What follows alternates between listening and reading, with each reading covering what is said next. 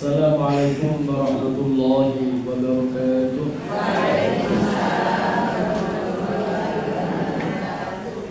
Alhamdulillah, nahmaduhu wa nasta'inuhu wa nastaghfiruh wa na'udzu billahi min shururi anfusina wa min sayyiati a'malina. Man yahdihillahu fala mudilla lahu wa man yudlilhu fala hadiya lahu. Asyhadu an la ilaha illallah wahdahu la syarika lahu wa asyhadu anna Muhammadan abduhu wa rasuluhu la nabiyya wa la rasula ba'dah. Qala Allah ta'ala fi kitabihil karim wa huwa asdaqul qailin wa ma yantiqu 'anil hawa in huwa illa wahyun yuha. Wa qala ta'ala aidan wa ma ataakumur rasulu fakhudhuhu wa ma nahakum 'anhu fantahu. Wa sallallahu ala sayyidina Muhammad wa ala alihi wa ashabihi wa man tabi'ahum bi ihsanin ila yaumil qiyamah, amma ba'd. Baiklah ibu yang dirahmati Allah, kita masih di bab sabar ya. Di bab sabar kemarin kita membahas hadis perihal besar-besarnya kita punya ujian, entah ujian yang menimpa badan kita ataupun madharat yang menimpa badan kita, atau ujian yang menimpa harta kita, dusun gitu ya. Misalnya kemiskinan, bangkrut, utangnya wakeh, itu bisa seperti itu. Jadi kalau menimpa badan sakit ya, kanker, tumor dan lain sebagainya. Nah, itu jangan sampai kita dengan ujian-ujian itu kita mengatakan album mati wae. Itu jangan sampai seperti itu. Andai itu kita berat terhadap ujian yang kita terima, itu paling banter. Kita tuh hanya dibolehkan paling banter mengatakan demikian. Kalau hidup itu baik bagiku, maka hidupkanlah aku. Tapi kalau kematian itu baik bagiku, maka wafatkan aku. Itu paling banter. Itu hadis terakhir An Anas yang kalau terjemahannya halaman 39 kan. An Anasin radhiyallahu anhu qala, dari Anas radhiyallahu anhu, semoga Allah meridhai Anas. Qala, berkata Anas, qala Rasulullah, bersabda Rasulullah sallallahu alaihi wasallam, la yatamannayanna, jangan sekali-kali berharap, ahadukum, salah satu dari kalian, berharap al-mauta, kematian, liburin, terhadap madharat asobau, yang menimpanya. Biasanya kalau burin itu madharat yang menimpa badan, sakit gitu kan ya, atau ditinggal oleh orang-orang yang dicintai, itu burin. Kalau baksa itu ya, jamak itu ya, itu biasanya yang menimpa pada harta, kemiskinan, bangkrut ya. Tapi ini sama saja, entah burin, entah baks gitu ya. Kemudian kita berat mendapat ujian itu jangan sampai berharap kematian, jangan saya berharap kematian. Tapi kalau yang berat, fa in kana la budda fa'ilan, kalau harus mengatakan sesuatu, kalaupun nggak kuat terus kepengen mengeluarkan isi hatinya yang berat itu kan, paling banter dia boleh mengatakan demikian. Allahumma ahyini ma kana fil hayatu khairan li, ya Allah, beri aku kehidupan kalau hidup itu lebih baik untukku. Wa tawaffani in kanatil wafatu khairal li, dan wafatkan aku jika kematian, wafat itu lebih baik bagiku. Rawahu al-Bukhari wa Muslim, diriwayatkan oleh Bukhari dan Muslim. Ini adalah paling banter. Berarti ini kalau sesuai bab sabar adalah sabar mendapat ujian. Kalau bab sabar ini adalah sabar dari ujian. Nah, ibu yang dirahmati Allah, itu minggu lalu seperti itu kan ya. Jadi sabar itu memang ada beberapa level, ada beberapa tingkatan. Sabar ketika ada musibah yang menimpa kita. sabar meninggalkan kemaksiatan. Dan level ketiga adalah sabar dalam ketaatan. Sabar dalam ketaatan. Nah, jadi memang sabar atas ujian yang menimpa kita itu sebenarnya levelnya tuh level terbawah. Level terbawah. Kalau yang level tertinggi itu adalah sabar dalam ketaatan. Nah, itu level paling tinggi, itu sabar dalam ketaatan. Nah, ibu-ibu yang dirahmati Allah, barangkali yang identik dengan sabar dalam ketaatan, sehingga kita tidak mati kecuali dalam keadaan Islam itu kan ya, wala tamutunna illa wa antum muslimun. Itu yang identik ya, yang identik dengan sabar dalam ketaatan itu istiqomah. Itu istiqomah. Nah, kenapa? Ya istiqomah itu kan menghadapkan wajah kita, memurnikan untuk Allah dalam ibadah kita. Nah, itu adalah terus menerus sampai akhir hayat kita. Nah, itu istiqomah. Nah, kalau ditinjau dari sisi bab sabar, itu nampaknya sabar dalam ketaatan. Sabar dalam ketaatan itu identik dengan istiqomah, meskipun tidak sama persis ya, tapi mirip-mirip. Nah, makanya kalau kita tuh istiqomah itu kenapa kok ini levelnya paling tinggi? Sebab nanti orang yang istiqomah dalam dalam hidupnya sampai wafat ya, dan adalah nanti sampai akhir hayat dia disertai malaikat.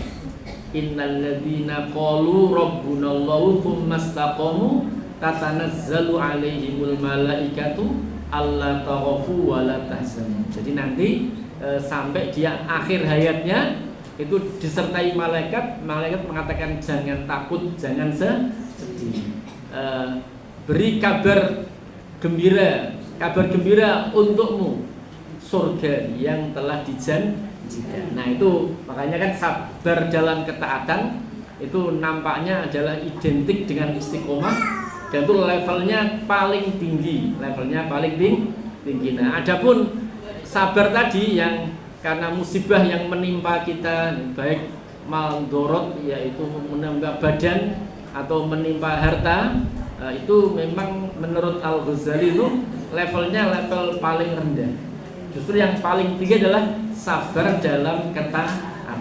Itu level yang paling tinggi, itu sabar dalam ketaatan. Maka saya itu sebenarnya sama seperti ibu-ibu ya, itu ya kepengen kalau akhir hayat saya itu ya, itu memang dalam keadaan mencari ilmu. Dalam keadaan mencari ilmu, maksudnya istiqomah dalam mencari ilmu. Nampaknya saat ini ya, di tengah suasana seperti ini itu banyak pilihan amal-amal, Nah, untuk kita kalau istilahnya apa, tidak mengetahui persoalan-persoalan yang luar itu kan ya, yang penuh kamul fase. Itu memang yang paling penuh tipuan. Yang paling aman itu memang thalabul ilmi. Paling aman thalabul ilmi.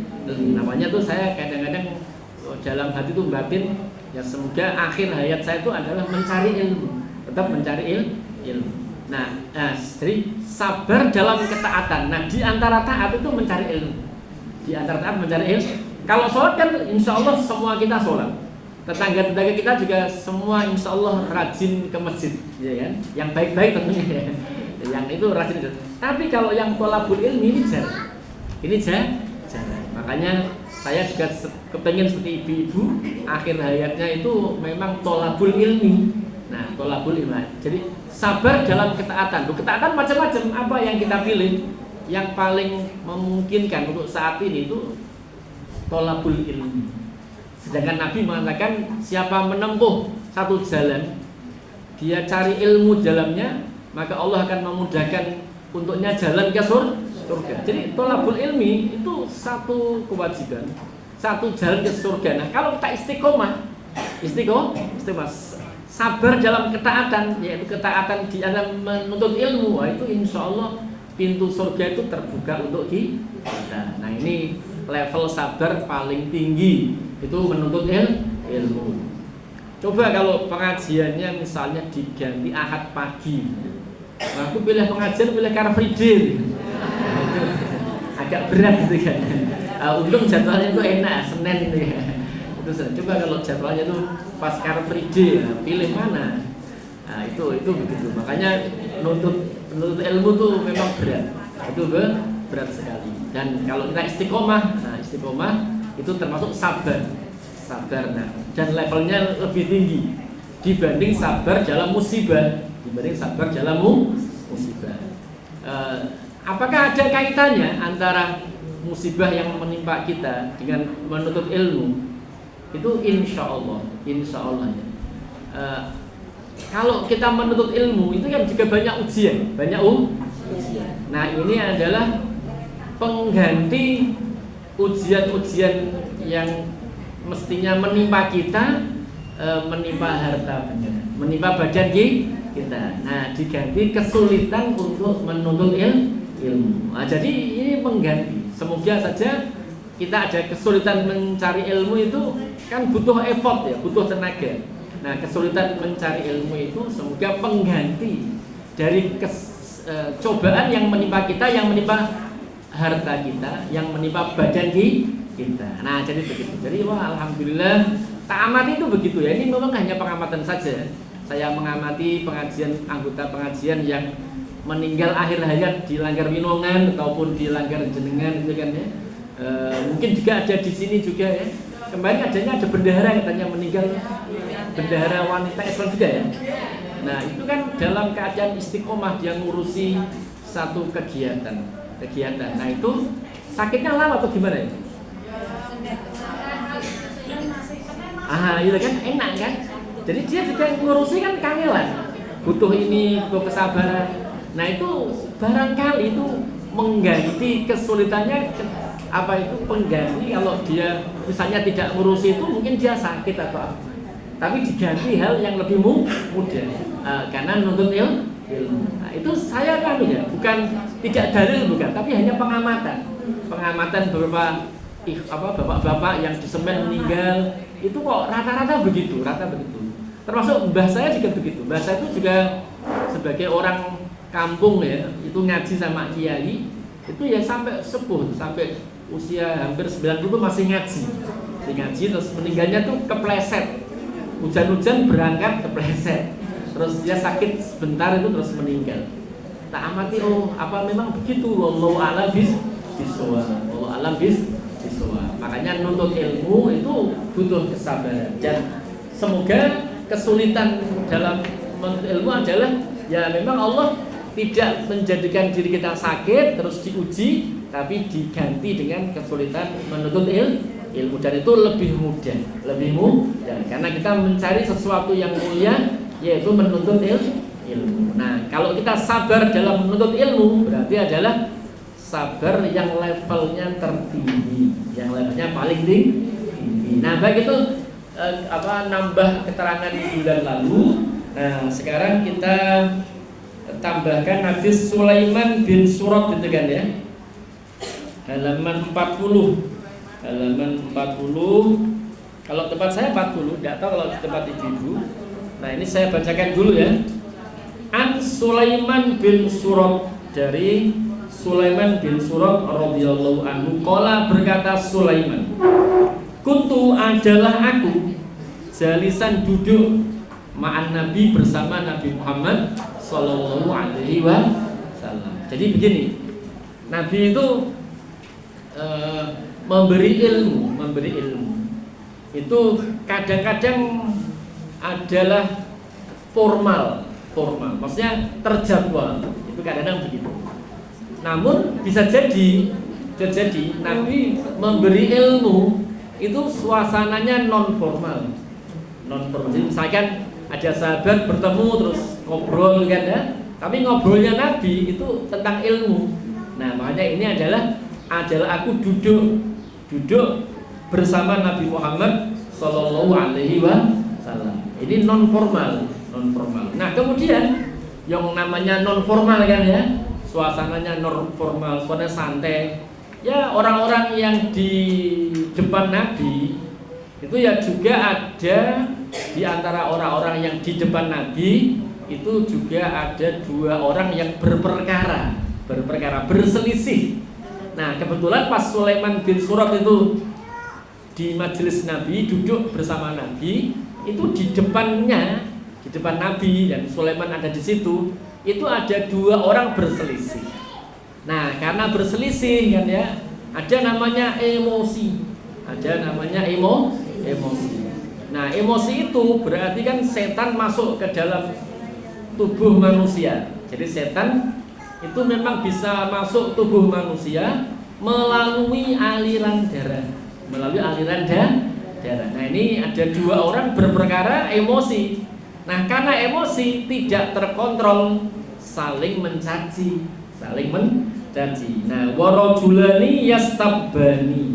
Ada 2 orang yang saling mencaci. Pokoknya kebun binatang keluar itu ya.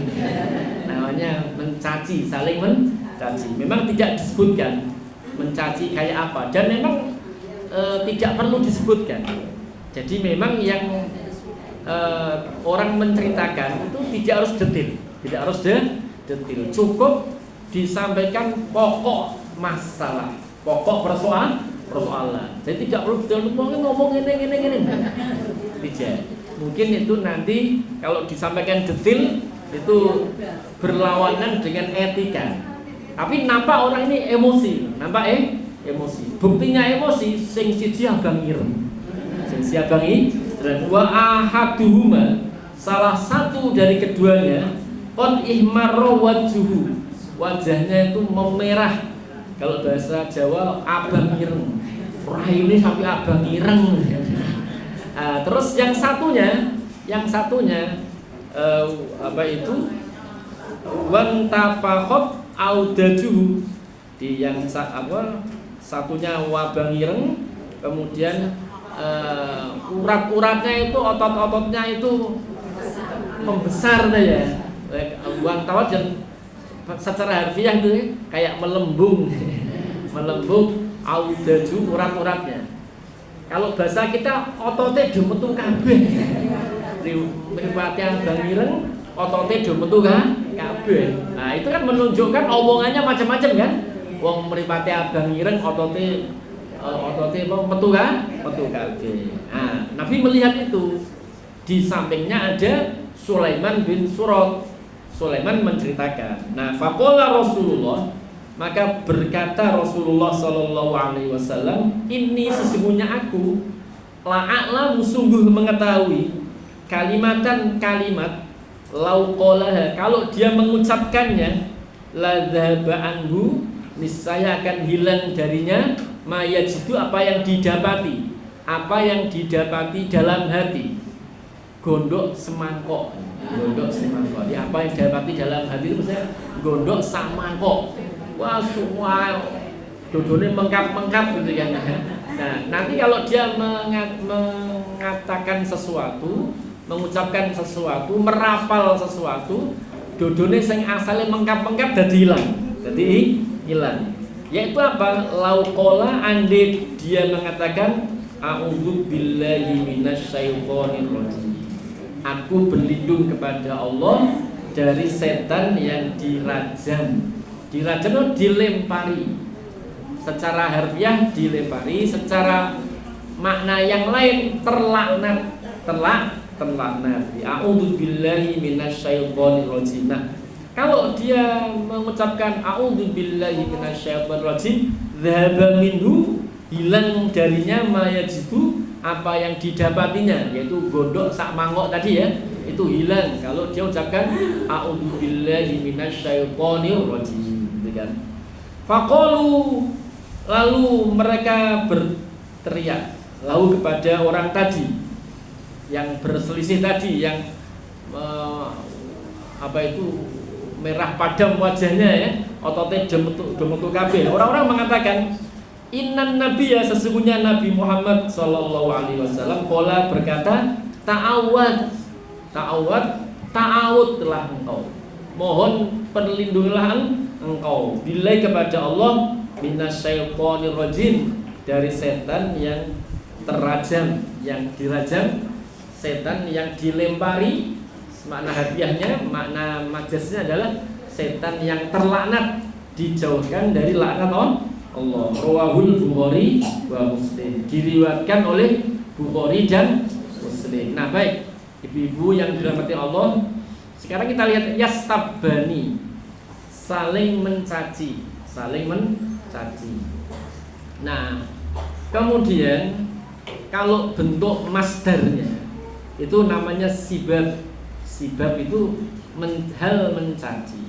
Dan ada hadis Muslim yang mengatakan sibabul muslim fusuk, mencaci orang muslim adalah tindakan kefasikan. Tindakan kefasikan. Nah, dua orang ini saling mencaci, berarti dua-duanya melakukan tindakan fasik. Karena sibabul muslim itu adalah fusuk, mencaci seorang muslim itu adalah tindakan kefasikan. Sibabul muslimi fusukun. Nah, begitu. Nah, dua-duanya mencaci.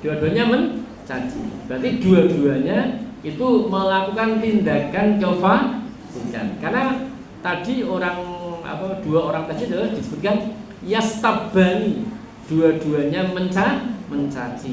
Nah, saling mencaci. Berarti satu melakukan tindakan kefasikan, satunya juga melakukan tindakan kefasikan.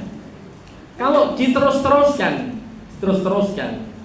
itu bahasa Jawanya tambah dodro, ya kan? Kalau orang bertengkar terus tidak berhenti, bales dengan omongan, itu dua-duanya itu bahasa Jawa tambah dodro. Ada istilah tambah dodro ya? Tambah dodro, dijarno malah tambah dodro. Nah, walhasil apa? Dia akan mengucapkan kalimat-kalimat yang tidak ada kaitannya dengan tema yang diperselisihkan. Misalnya temanya misalkan rebutan tanah misalnya kan. Seandainya itu misalnya temanya itu besar, rebutan tanah misalnya kan ya. Nah, itu kan tinggal nanti di pengadilan, kemudian nanti hakim meminta bukti-bukti sebenarnya tanah itu milik siapa. Nah, tetapi kalau tidak diselesaikan di pengadilan, yang keduanya memasrahkan pada hakim, terus diselesaikan sendiri, terus saling mencaci, berarti kan sebenarnya keduanya lari dari persoalan utama, yaitu apa yang diperselisihkan. Dia lari dia. Nah, karena dia itu lari dari persoalan utama, malah mencaci, menyerang personal. Nah, sehingga apa? Dia sibabul muslim. Bisa jadi ya, yang mencaci itu posisinya dalam perselisihan itu benar. Bisa jadi begitu. Bisa jadi itu dia yang benar. Nah, bisa jadi yang benar itu mencaci. Yang salah juga mencaci. Nah, kalau yang salah mencaci berarti dua melakukan kesalahan. Terus perkaranya salah, satu mencaci. Nah, kalau yang satu mungkin posisinya benar tapi dia mencaci. Nah, mencaci saudaranya muslim itu oleh kitab ini yang kita bahas itu dimasukkan bab sabar. Jadi begitu. Jadi bisa jadi yang ngomongnya wasar ya, itu yang posisinya benar itu bisa jadi. Itu bisa jadi. Makanya macam bab sabar. Masalahnya apa? Disampaikanlah masalah itu ke hakim. Tapi kalau Anda tidak membawa masalah ini ke hakim terus saling mencaci, maka Anda melakukan kefasikan. Pun pula yang satunya wis salah mencaci juga. Berarti dua-duanya melakukan kefasikan. Sebab apa? Tadi sudah kami sampaikan, sibabul muslim fusukun, mencaci muslim adalah kefasikan. Nah, jadi dia mungkin posnya benar. Mungkin ya benar, tapi enggak tahan. Ya, ini berarti nanti dia tidak sabar. Dia enggak tahan, berarti dia tidak sabar. Nah, makanya ketika dia tidak sabar terus mencaci. Makanya dibutuhkan kesabaran. Memang ini perlu latihan ya ibu-ibu. Kesabaran perlu latihan. Ya di rumah ya kita latihan sabar. Ini yang ngomong juga belum tentu bisa. Karena ini kan masalah hati. Maksudnya saya juga sama itu latihan. Itulah latihan. itu latihan. Apalagi kan menghadapi banyak orang ya, itu latihan. Itu memang latihan. Kadang-kadang ya istilahnya mangan hati tuh, iya. Itu namanya latihan. Itu yang mangan hati. Mangan hati. Kadang-kadang pesannya tertawa sendiri lah. Iya, aku ini malah gitu kan, kadang tertawa sendiri. Nah itu memang begitu. Ya memang Nabi petunjuk begitu. Jadi posisi kita benar sabar. Nah tapi kalau posisi kita benar nggak sabar, akhirnya malah kita dosa karena mencaci orang, orang. Banyak seringkali kita sekarang ada medsos ya, orang mencaci orang lain tuh ternyata posisinya dia benar. Posisinya dia benar. Masalahnya tuh mencacinya. Dan itu adalah ketidaksabaran dia. Dan dengan ketidaksabaran itu dia melakukan kefasikan. Nah baik, kemudian nampak sekali ya, dia adalah emosi. Nah kemudian doa yang diajarkan Nabi adalah berlindung kepada Allah dari setan yang terkutuk gitu kan. Jadi, ternyata doa yang diajarkan Nabi adalah ta'awud. Makanya orang-orang itu teriak, ta'awud. Nabi mengatakan ta'awud. Mohon perlindungan kalian kepada Allah. Nah, jadi memang tadi ya, emosi kayak tadi, apalagi orangnya benar, posisinya benar. Nah, kalau dia posisinya benar, terus dia melakukan hal semacam ini, nggak sabar terus mengatakan kata-kata yang tidak baik, itu memang bagi setan itu mudah sekali untuk memprovokasi, ya kan? Bener posisimu, itu memang kurang ajar tenan wong kuwi. Sehingga dia akan mencaci maki. Dan memang bisa jadi posisinya tidak salah. Nah, justru karena posisinya tidak salah itu, maka dia kayak mencaci maki itu kayak punya alasan. Ternyata dalam pandangan Islam itu nggak betul juga. Nek bener ya bener. Alhamdulillah kamu nggak berbuat salah. Nanti diangkat ke misalnya mahkamah. Apa kalau tidak mahkamah? Orang yang dituakan yang menyelesaikan masalah. Orang yang menyelesaikan masalah. Nah, jadi memang justru karena posisinya dia benar, maka itu memudahkan setan ya itu untuk memprovokasi. Wes yang bener pokoknya kayak memang kemaki tenan wong gak iso di sana karo wong. Kita mencak kan. Kita mencak. Memang dia posisinya benar. Justru karena posisinya benar itulah seakan-akan posisi itu membolehkan dia untuk mencak-mencak, mencaci maki. Nah, itu namanya tertipu dia. Tertipu oleh setan. Makanya Nabi mengatakan ta'awwad. Mohon berlindunglah engkau kepada Allah dari setan yang terkutuk, dari setan yang terlak.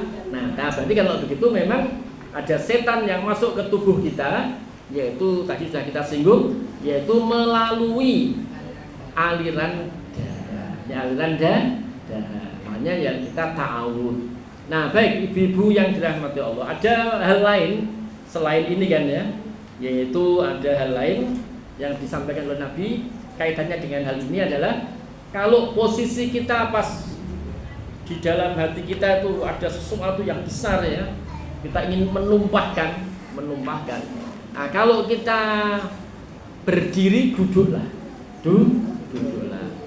Kalau kita duduk berbaringlah. Kok isih gondok pengen apa isih ngadeg pengen muni-muni berwudulah. Nah, gitu. Jadi kalau pas posisi berdiri duduk berbaring dan berwudu. Nah, setelah wudu bisa emosi. Wah, ini agak berat ya. Setannya kokean nih berarti. Jadi kalau saya wudu bisa ini berat. Nah, itulah namanya jihad melawan diri sendiri. Nah, ibu yang dirahmati Allah. Nah, terlebih kalau orang itu posisinya sudah salah, tapi malah mencaci maki yang benar, itu ada juga. Ada orang posisinya salah, lah kok malah sing bener dicaci maki. Ini malah walik-walik ini kan. Nah, mungkin menutupi rasa malunya. Itu belajar seperti itu. Berarti orang tadi tertipu dua kali.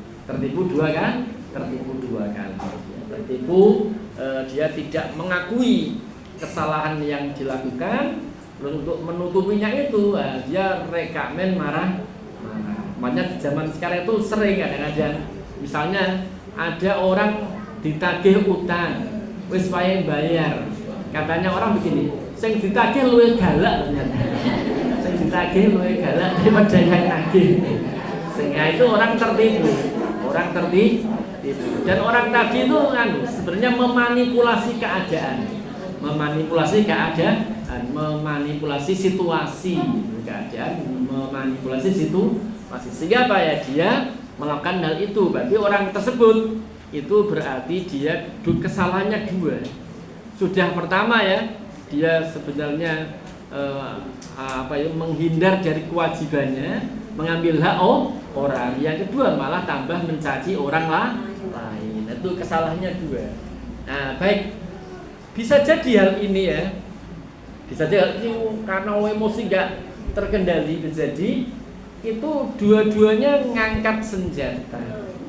Bisa jadi seperti itu. Jadi memang apa yang terjadi di beberapa daerah di Indonesia ya, kayak bisa ada caro itu ya, caro. Pernah dengar caro itu? Madura, caro Madura. Lawak, caro itu Madura. Yang orang menyelesaikan masalah dengan cara celuluk. Nah, itu tidaklah hal yang, itu bukanlah hal yang sesuai Islam. Itu hal yang sangat buruk sekali. Sebab apa? Kalau hanya mencaci saja itu fusukun, apalagi sampai melukai. Dan cara itu memang tidak hanya melukai, malah sampai ada yang mati.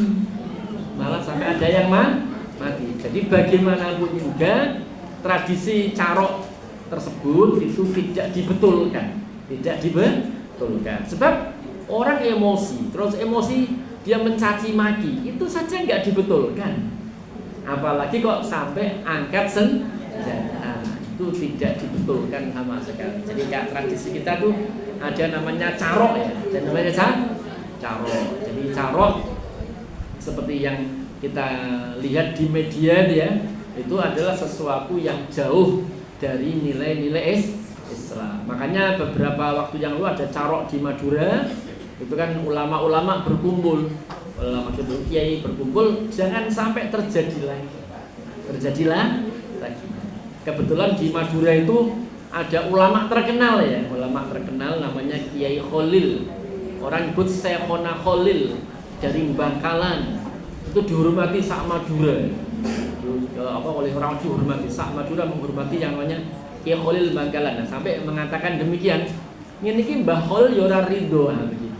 Karena orang sana kan memang takut ya sama karisma seorang tokoh. Nah, sehingga kemarin itu waktu ada carok siapa namanya saya lupa ya, sudah setahunan itu adalah hal yang tidak sesuai dengan syariat Islam. Mencaci maki saja itu tidak diperkenankan. Nah, apalagi kok ini plus mengangkat satu senjata. Nah, itu berarti kalau begitu ini sejalan dengan sabda Nabi. Orang yang kuat itu bukanlah orang yang iso banting wong, pegulat iso banting wong. Itu tidak begitu. Orang yang kuat adalah orang yang menahan amarah.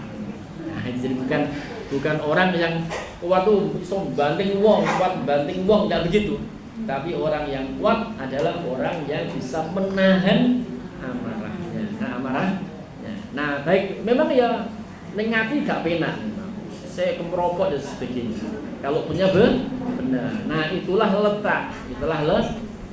Nah, dia termasuk sabar dalam ketaatan. Mungkin namanya juga sabar meninggalkan maksiat. Sabar meninggalkan kemaksiatan, yaitu mencaci maki muslim. Nah, baik. Kemudian hadis berikutnya, an Abi Hurairah, dari Abi Hurairah radhiyallahu anhu, anna rajulan, sesungguhnya ada seseorang, qala yang bertanya lin Nabi, kepada Nabi, berkata ya, Anau bahwasanya rojulan ada seseorang qala yang berkata, ini halaman 41 ya. Qala berkata lin Nabi pada Nabi Muhammad sallallahu alaihi wasallam, "Ausini, ya Nabi beri wasiat kepadaku, beri nasihat kepadaku, ausini." Qala Nabi menjawab, "La tahdhab, jangan marah." Jangan marah, la tahdhab, jangan marah. Farad dada miroron, lalu dia mundar-mandir berkali-kali. Dia kan mengatakan Nabi bernama, "Ya Nabi, ausini." Nabi jawab, "Ya Nabi beri nasihat kepadaku." Nabi menjawab, "Jangan marah." Terus tadi orang tadi mondar-mandir, tanya lagi. Nabi jawab lagi sama, "Jangan marah." La tahdhab. Hadis riwayat Bukhari. Nah, ibu-ibu yang dirahmati Allah ya. Jadi gini, apa arti jangan marah? Artinya adalah jangan menumpahkan amarah. Tidak mungkin orang itu enggak marah, enggak bisa. Marah itu sesuatu yang alamiah, yang ada pada diri manusia. Karena manusia itu ya, kalau sekarang mungkin ilmu pengetahuan modern ya, itu ada hormon segala macam ya, ada hormon segala macam. Tapi kalau orang dulu itu cukup mengatakan manusia punya naluri, naluri. Di antara nalurinya adalah naluri mempertahankan diri. Nah, itu di antara naluri manusia. Kalau zaman sekarang itu lebih maju lagi, namanya ilmu psikologi kan. Wah, itu di dalam tubuh ada zat-zat namanya ini itu menyalah, itu lebih maju lagi. Nah, itu memang bekerja secara alamiah, ya. Nah, sehingga dia marah. Maka arti la tahdhab bukan kok jangan marah, karena marah itu ya bahasa sekarang hormonal. Itu pasti secara alamiah itu muncul. Nah, lantas maknanya apa? Jangan menumpahkan amarah. Nah, jangan tumpahkan amarah. La tahdhab, jangan menumpahkan amarah. Jangan kau menumpahkan amarah. Nah, jadi sekali lagi tidak bisa orang itu tidak marah, itu tidak bisa. Karena memang ada hormon-hormon yang bekerja pada tubuh manusia yang menyebabkan kemarahan dalam situasi tertentu, sehingga dia bisa marah dan tidak bisa dicegah marah. Nah, lantas maknanya apa? Jangan menumpahkan amarah. Nah, bentuknya apa? Banting gelas misalnya begitu kan ya. Bentuknya apa tadi? Mencaci maki orang. Itu adalah bentuk-bentuk menumpahkan Nah, kalau marah tidak bisa ditahan, karena itu hormonal, adalah hormon. Nah, kalau ulama dulu nyebutnya ya naluri yang ada pada diri manusia. Tapi tidak itu fitrah ya, naluri. Kalau fitrah biasanya seseorang jadi ingat Allah, itu fitrah. Tapi kalau kayak gini tuh sering nyebutnya tidak fitrah, tapi horiza atau naluri atau jadi dia naluri ya, naluri ya, seseorang itu begitu. Nah, kemudian ketika jiwanya itu ya, nalurinya itu artinya terbawa sehingga dia marah. Nah, hendaknya dia tetap mikir. Nah, setelah mikir, nah nanti dia terukur dalam menumpahkan amarahnya. Terukur dalam menumpahkan amarahnya, terukur. Jangan sampai tidak terukur. Sehingga yang posisinya benar malah jadi salah. Karena apa? Karena marahnya ditumpahkan tidak terukur. Ngamuk ya. Saya guru ngamuk. Nah, terus ditumpahkan. Nah, terus dia pukul anaknya yang sampai misalnya melampaui batas. Nah, jadi makanya kan dampaknya itu besar sekali. Makanya Nabi nek marah memang tidak bisa ditahan. Tapi maknanya adalah jangan menumpahkan amarah. Ini memang para pensarah hadis mengartikan la tahdhab bukan jangan marah, tapi jangan menumpahkan amarah. Nah, tadi itu ya, kalau dia sampai menumpahkan amarahnya, itu artinya setan itu masuk ke dalam tubuhnya melalui aliran darah. Nah, dengan itu istilahnya apa? Setannya itu mempengaruhi. Itulah orang yang disebut kerasukan setan. Wah, kerasukan. Nah, betul itu namanya kerasukan. Kerasukan tidak harus kok apa itu orang itu istilahnya seperti orang takut diruqyah ya. Ya memang ketika dia tidak terkendali kemarahannya, dia dikendalikan setan, itu memang kerasukan. Itu kerasukan. Makanya tadi di hadis yang sebelumnya adalah bacalah ta'awudz, bacalah ta'awudz, yaitu a'udzubillahi minasyaitonir rajim. Nah, begitu ya. Jadi memang seperti itu. Jadi berpikir terlebih dahulu sebelum bertindak. Nah, kalau kita berpikir jauh sebelum bertindak, itu kan ya. Nah, itu apa itu istilahnya dia di track yang benar. Memang kadang-kadang disertai kecewa, ya kalau ibu nangis tuh ya, nangis itu bisa saja, tidak apa-apa itu adalah dilampiaskan dalam bentuk yang lain, yaitu menangis. Kalau bapak ya mau diem tok, apa pak surano bobo nih. Nah itu ya dengan diem tok, jangan ada masalah. Yang menyebabkan dia marah, dia tahan itu dianya diem saja, hanya diam saja. Kalau ibu mungkin nangis itu bagus, itu karena dia memang menghadapi satu hal berat, menahan emosi, menahan amarah. Dia tidak menumpahkan amarah, dia hanya diam saja. Bahasa Jawa candle mau tuh pak. Ada yang nangis ya, itu tentunya bagus. Dia menenangkan diri ya, berwudu, sholat. Wah, kalau sampai begitu ya, berwudu, sholat 2 rakaat, tambah lebih bagus lagi. Nah, memang seperti itu. Jadi jangan sampai kita itu gampang menumpahkan amarah kita. Nah, baik itu hadis kedua. Hadis berikutnya, hadis ketiga. Ini ya, sabar dalam menghadapi peperangan. Nah, ada sabar kalau di wahinal ba'si, dan ketika dalam peperangan. Nah, ibu-ibu yang dirahmati Allah ya, sabar dalam menghadapi peperangan. Nah, sekarang perang itu macam-macam. Kalau konteks hadis ini adalah kaum muslimin kok mengalami peperangan itu ada 2. Satu adalah dia posisinya bertahan. Bertahan itu berarti namanya jihad itu jihad difai, jihad untuk mempertahankan diri, itu ada namanya jihad difai. Nah, ada jihad itu hujumi, memang inisiatif menyerang. Tentunya jihad hujumi, inisiatif menyerang itu tentunya ada sabab musabab. Tidak kok ujuk-ujuk menyerang itu tidak begitu.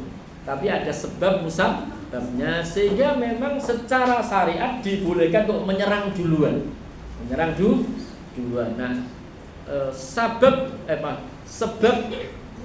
jihad hujumi, yaitu menyerang duluan.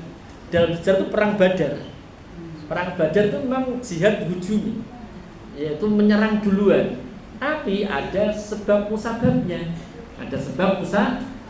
Yaitu apa? Dulu waktu kaum muslimin hijrah dari kota Mekah ke Madinah, hartanya itu diambil oleh orang Quraisy.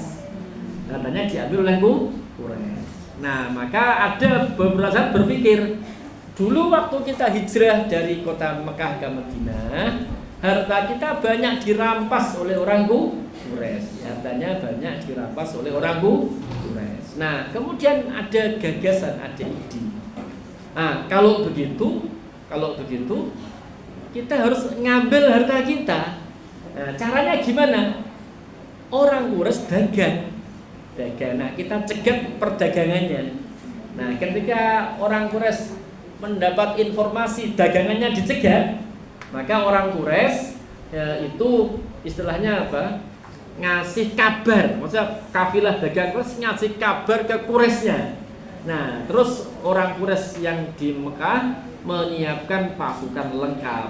Nah, tapi waktu Nabi keluar pertama itu memang dalam rangka mengambil kembali hartanya yang dirampas, harta muslimin yang dirampas. Nah, berarti kalau kayak begitu namanya jihad hujumi, menyerang, tapi menyerangnya itu kok tidak sakarepe dhewe.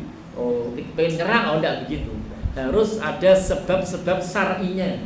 Harus ada sebab-sebab legasinya kalau bahasa sekarang. Harus punya legasi yang syar'i. Contoh lagi yang menyerang ya. Contoh lagi menyerang. Itu adalah Nabi menyerang orang Yahudi namanya Khaybar. Namanya Khaybar. Nah, kenapa kok Nabi menyerang Khaybar?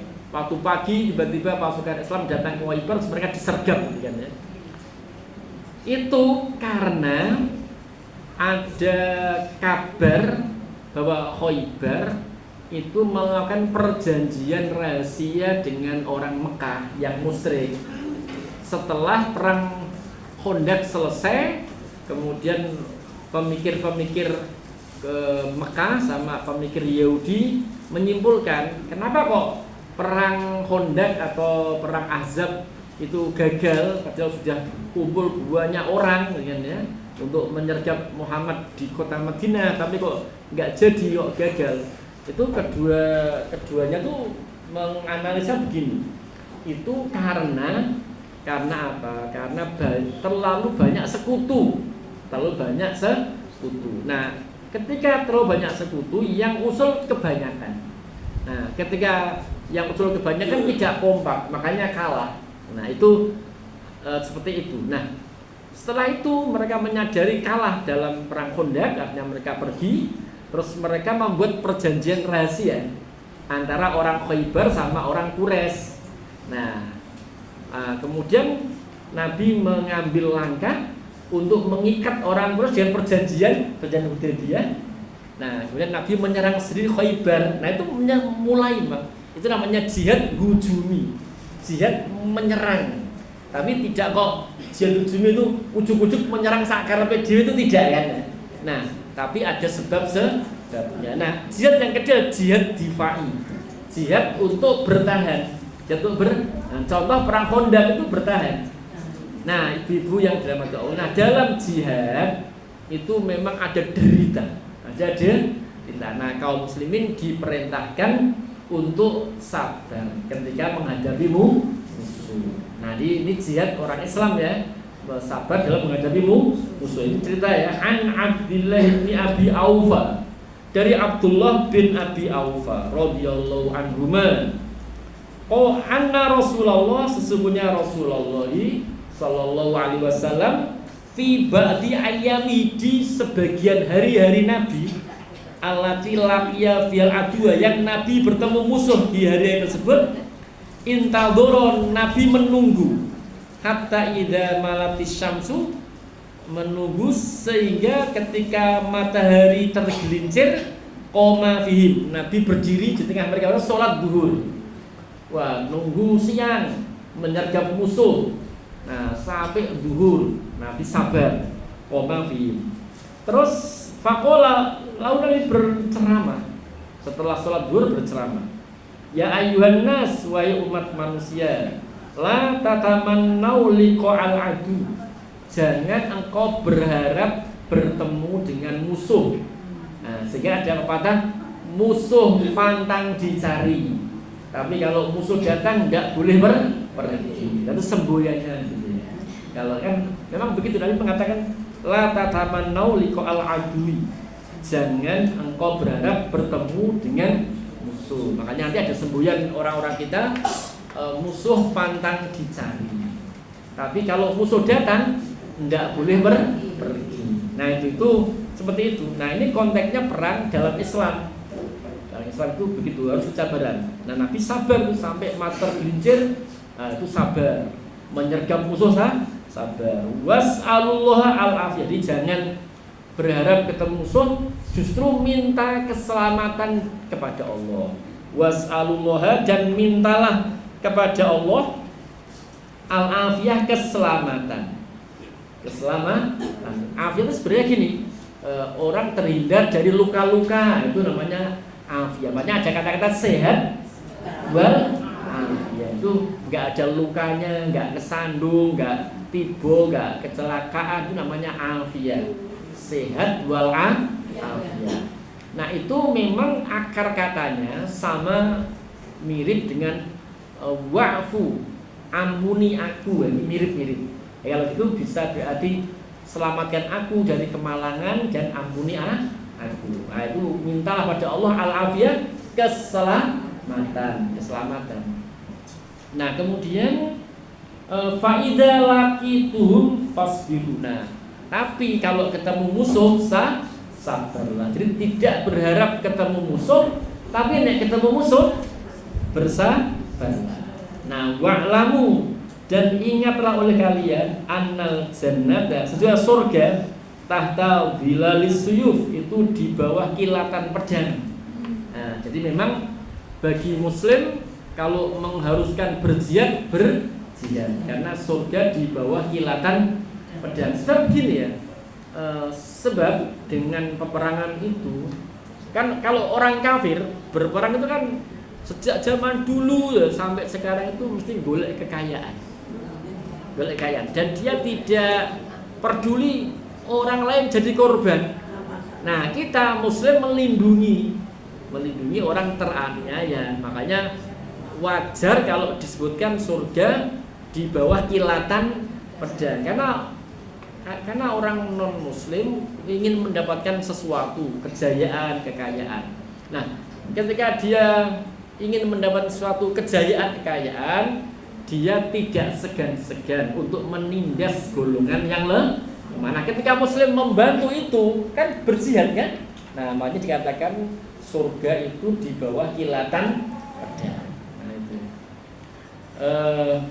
Tsumma qala an-nabiyyu, kemudian Nabi berkata sallallahu alaihi wasallam, Allahumma munzil kitab, ya Allah, zat yang menurunkan kitab, wa mujriyas sahab, dan wa zat yang menjalankan awan, wa hazimal ahzab, dan zat yang mengalahkan para sekutu.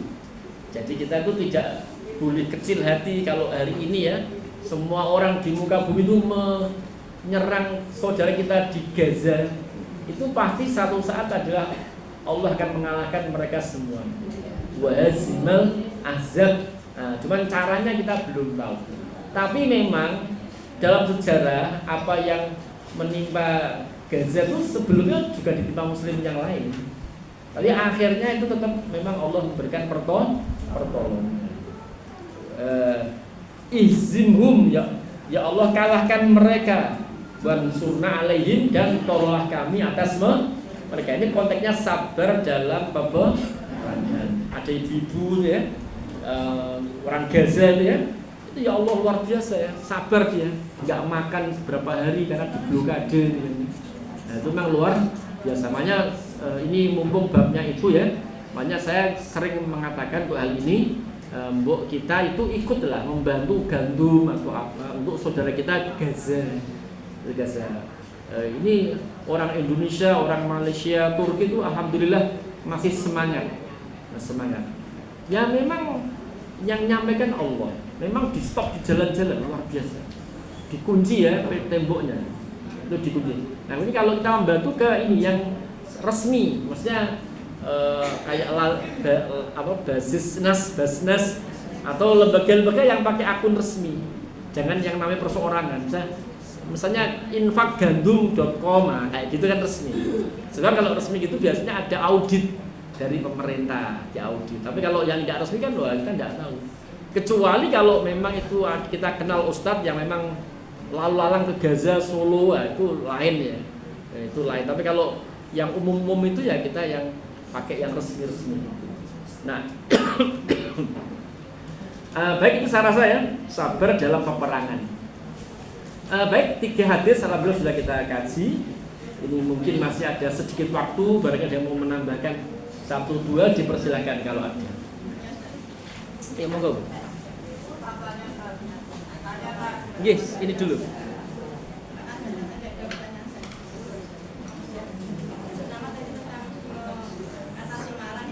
Iya.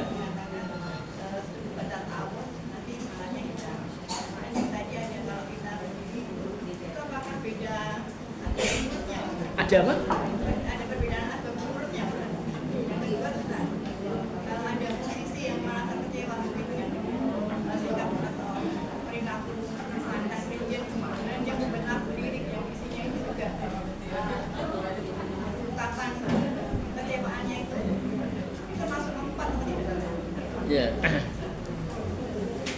Yang pertama ya,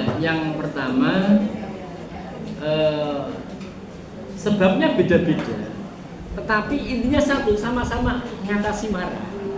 Nah, jadi meskipun sebabnya macam-macam, tapi satu, orangnya marah. Marah. Nah, Nabi ada yang ta'awud itu pas, ada dua berkelahi.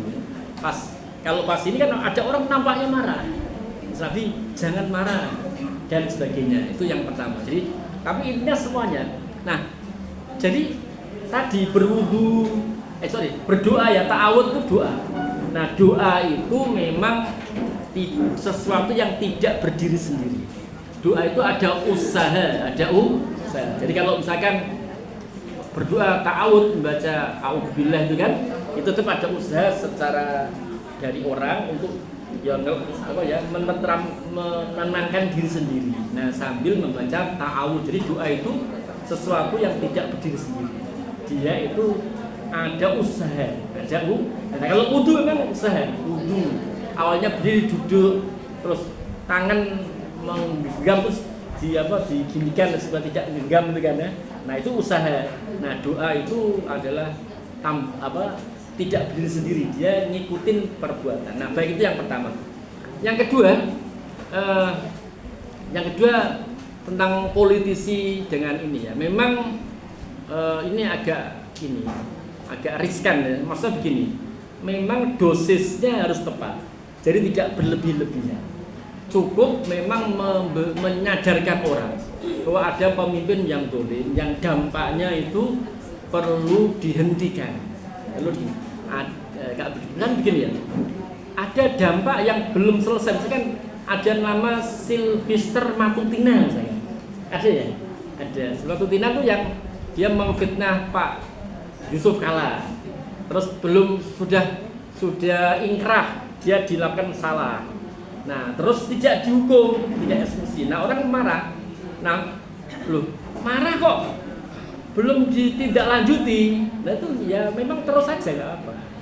Tapi kalau sudah ditindaklanjuti, tentunya sudah kita teruskan. Nah, gitu ya. Jadi memang kalau melakukan hal itu adalah dalam rangka target politiknya itu tercapai. Itu nggak kok lah, dia masih marah. Nah, begitu kalau sudah, misalnya Pak Sylvesternya sudah ditangkap ya lain. Tapi kalau dia berarti kan ada sesuatu kan. Jadi memang dilihat, makanya kalau yang bergerak dalam politik itu jangan sembarangan orang. Dia hendaknya orang yang ngerti situasi. Kalau istihad politik itu memang data-datanya komplit. Nah, begitu kira-kira. Jadi kan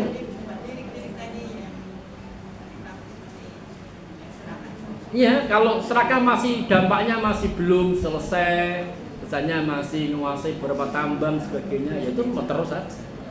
Iya, memang dilihat keadaannya. Tapi kalau ternyata sudah ada perbaikan, ya kita jangan teruskan. Nah, begitu kira-kira.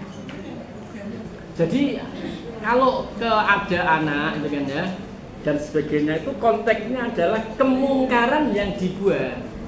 Kita memang harus menunjukkan tidak suka, dan itu marah tidak apa-apa. Misalkan anak merokok misalnya, kita tiap hari marah, memang harus. Tidak malah kita menormalisasi. Jadi kalau ada bocah kok subuhan itu telat terus, itu dimarahi tiap hari, harus itu. Nah, itu tidak yang termasuk bab tadi, karena itu adalah dalam rangka menghilangkan kemungkaran. Gitu Bu ya. Nah, kemudian kalau konteks rapat ada setuju, nah dilihat. Kalau konteksnya hanya persoalan teknis, tidak perlu emosi. Tapi kalau memang konteksnya adalah ada pelanggaran syariat, nah itu lain lagi. Kayak itu namanya menghilangkan kemungkaran. Jadi memang tidak enggak untuk marah sampai subuh halus terus enggak begitu. Kalau ada kemungkaran memang kita harus. Jadi bab-bab tadi adalah marah yang tidak di tempatnya. Kalau ada kemungkaran memang kita harus marah. Gitu Bu ya. Ada kemungkaran memang harus marah ini. Jadi makanya ada ada imam saya mengatakan, man ustuhdiba wala tahdab fa huwa himar. Orang dibuat marah kok enggak marah, keledai dia. Nah, itu malah gitu. Jadi kalau kita malah membiarkan anak kita subuh telat, wah gatuk marah sama Pak Ustadz, malah salah. Malah kalau kita tidak marah namanya insafi, namanya keledai. Namanya harus marah. Jangan dibiarkan. Jadi anak pacaran, gonceng ke cawe dok ngalor itu harus marah. Jangan dibiarkan. Nah begitu Bu ya. Nah, jadi yang tadi marah yang kita bahas itu adalah marah yang tidak di tempatnya. Nah, itu ya. Oke, monggo. Oke.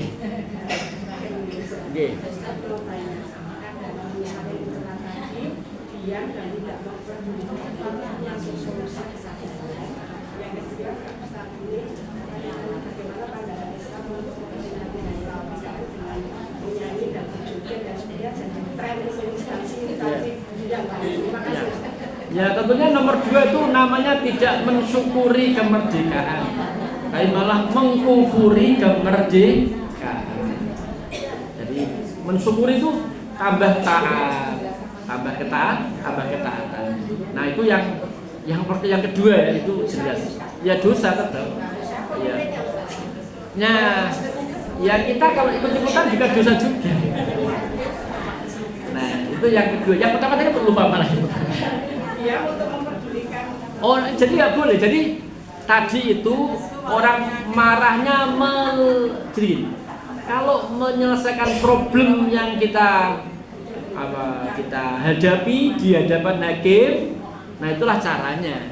Tidak perlu kemudian marah-marah. Nggak menyelesaikan masalah kan? Ini masalahnya apa dibawa ke hakim, nah udah selesai. Nah, adapun saat kita mengungkapkan mungkin nada tinggi, nah kita pelankan. Gitu. Tapi bukan kok mendiamkan kemungkaran, enggak. Jadi marah itu bukan kok terus menstop proses pengadilan. Enggak. Gitu. Justru kalau kita itu salah malah. Jadi setelah ini kita sampai kepada, nah kita usah tidak perlu marah-marah lagi. Tidak perlu mencaci maki kita. Jadi kan ada orang berperkara itu saling mencaci, tidak usah caci maki. Ini masalahnya apa? Bawa ke pengadilan, bawa ke kepolisian, bawa ke orang yang bisa mendamaikan begitu. Nah, jadi tidak marah-marah. Jadi bukan kok berarti nggak marah, diam tidak melakukan apa-apa, tidak begitu. Masalahnya intinya apa diselesaikan. Gitu Bu ya. Jadi gitu. Jadi seperti itu. Jadi masalah problem kalau melibatkan hukum ya dikembalikan ke hukum. Marahnya kita udah, kita tidak ada alasan marah karena sudah di tangan. Nah gitu ya kita ya. Baik itu insya Allah ya. Nah ini kebetulan ibu namanya Bu siapa? Bu Endang Suprapti. Nah kemarin tuh dimakamkan hari Sabtu mana gitu? Ya. Ini cepat ya. Baik. Ala dunia al-Fatihah. A'udzubillahi minasyaitonir rajim. Bismillahirrahmanirrahim. Alhamdulillahi rabbil alamin. Arrahmanir rahim. Maliki yaumiddin. Iyyaka na'budu wa iyyaka nasta'in. Ihdinas siratal mustaqim. Siratal ladzina an'amta 'alaihim ghairil maghdubi 'alaihim waladdallin. Amin. Hamdan yuwafi ni'amahu wa yukafi mazidah. Ya Rabbana lakal hamdu kama yanbaghi liwajhikal karim wa 'azimi sultanik. Allahumma shalli wa sallim wa barik ala sayyidina Muhammad wa ala ali sayyidina Muhammad. Allahumma ighfir lana dhunubana wa kaffir 'anna sayyi'atina wa tawaffana ma'al abrar. Allahumma ighfir lil awwalin wal akhirin wal kibar was sighar. Allahumma ighfir li ahli hadzal majlis pengajian hadis nabawi. Allahumma rzuq ahlahum wa afihim min kulli maradin wa saqamin. Allahumma firli Bu Endang Suprapti. Allahumma fillaha warhamha wa'afiha wa'fu anha waj'al jannata mafwaha wa la tahrimna ajruha wa fir lana wa laha waj'al laha daran khairan min dariha wa ahlan khairan min ahliha. Allahumma fillaha warhamha wa'afiha wa'fu anha waj'al jannata mafwaha wa la tahrimna ajruha waj'al ahlahum minas sabirin. Rabbana atina fid dunya hasanah wa fil akhirati hasanah wa qina adzabannar walhamdulillahi rabbil alamin. Dirsa cukup sekian. Assalamualaikum warahmatullahi wabarakatuh.